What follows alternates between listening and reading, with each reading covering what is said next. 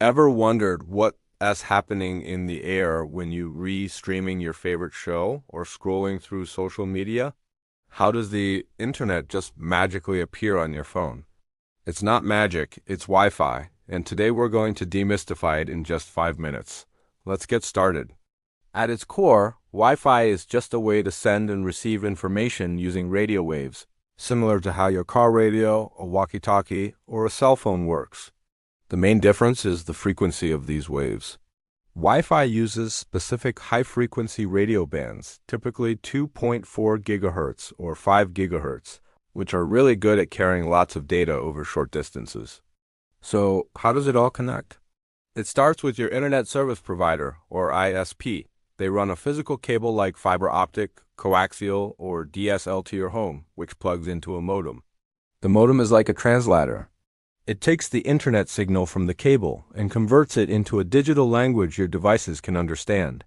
But a modem on its own usually needs a physical connection. That's where the router comes in. Your router is the real star of the Wi-Fi show. It takes that internet signal from the modem and broadcasts it wirelessly as radio waves. Think of your router as a mini radio station, constantly sending out and listening for signals. It creates a local network in your home, known as a WLAN, or Wireless Local Area Network. This is your personal Wi-Fi bubble. Now, let's look at your device, whether it's a smartphone, laptop, or smart TV. Inside each of these devices is a tiny piece of hardware called a wireless adapter. This adapter acts as a receiver and a transmitter.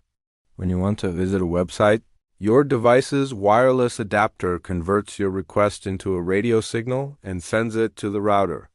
The router receives this radio signal, converts it back into an electrical signal, and sends it through the modem and out onto the big wide internet via the physical cable. When the website's server sends information back, the process happens in reverse. The data travels through the internet to your modem, gets passed to the router, which then broadcasts it as a radio wave to your device. Your device's wireless adapter picks it up, and just like that, the web page loads. All of this happens in fractions of a second. It's an incredibly fast two-way conversation.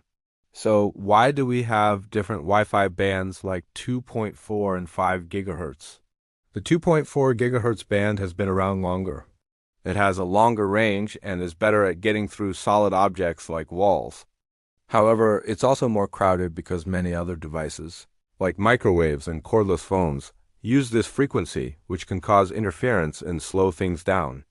The 5 gigahertz band is newer, faster, and less crowded. It can carry much more data, which is great for high-definition video streaming and online gaming. The downside is that it has a shorter range and isn't as good at penetrating walls. That's why many modern routers are dual-band or even tri-band, broadcasting on multiple frequencies at once. This lets your devices choose the best possible connection depending on where you are in your home. And what about that Wi-Fi password? It's all about security. When you set up a password, you're enabling an encryption protocol, like WPA2 or WPA3. This scrambles the radio waves your router sends out. Only devices that have the correct password can unscramble the signal and join your network. Without it, your personal data would be floating through the air for anyone nearby to potentially intercept. It keeps your private network, well, private.